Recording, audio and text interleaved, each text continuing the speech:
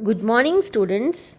Today we are going to study first part of chapter 4 in science, and the topic of our chapter is solids, liquids and gases. And the learning outcomes of this part of our chapter is particle arrangement in matter and change of state. So let's start first topic. But before we start our first topic, the question arises that what is matter? So students, any substance that has mass and occupies space is called matter. And all matter is made up of very small particles. These particles are arranged within the matter and it can be classified them in the three different states. These are solid, liquid and gas. Now let's study about them in detail one by one. See, in solids, the particles are tightly packed and so cannot move away from each other. This is why solids generally have a fixed shape and volume.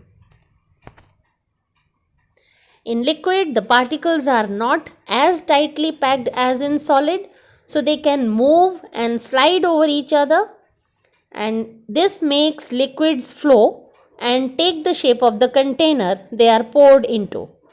So liquids also have fixed volume. In gases, the particles are far apart from each other and can move freely. So gases can flow easily and take up the shape of container because it has no fixed shape and no fixed volume. See children, in this slide, matter can change its form from one state to another.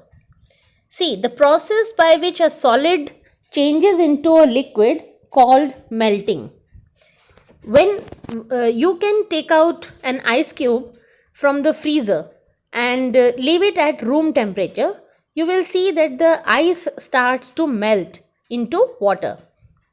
When this water is heated further, water starts to changing into vapors, that is steam.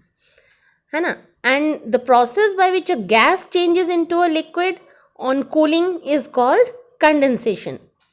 When you hold a cold steel plate over a pot of boiling water, you will see tiny drops of water condensing on the tray.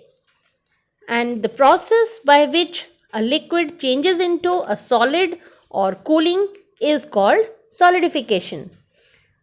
Now, freezing of water into ice is form of solidification, and if you fill water in an ice tray and keep it in the freezer, you will see that after some time the water turns into ice. So, let's learn these things in detail. First is evaporation. When water is heated, it changes into water vapor, which is its gaseous form. And on heating, the particles of water start moving faster or vibrating. Finally, they break free from their existing arrangement and escape into the air as gas, where the particles can move much more freely. So, we can say that changing of a liquid into its gaseous form is called evaporation. Now, condensation. When the freely moving particles of water vapor touch a cold surface, they cool down and water vapor condenses to form water. Now, cooling a substance slow down the movement of its particles. Therefore, the particles become less free to move, thus forming a liquid. So, we can say that changing of a gas into a liquid is called condensation.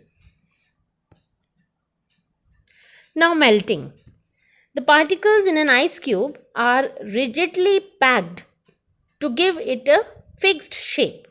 When the ice cube is taken out of the refrigerator, it gradually melts. This happens because in a warm place, the particles of ice start vibrating faster and finally break away from their rigid pattern, and they become loosely packed as in a liquid and form water. So we can say that changing of a solid into a liquid is called melting. And now solidification. You know, we all know that water forms ice upon freezing. Freezing is a type of solidification. So we can say that changing of a liquid into its solid form is called solidification. Now that's all in this part. We have learned that particles move faster when heated and slow down when cooled. I hope you all now understand this concept. Thank you.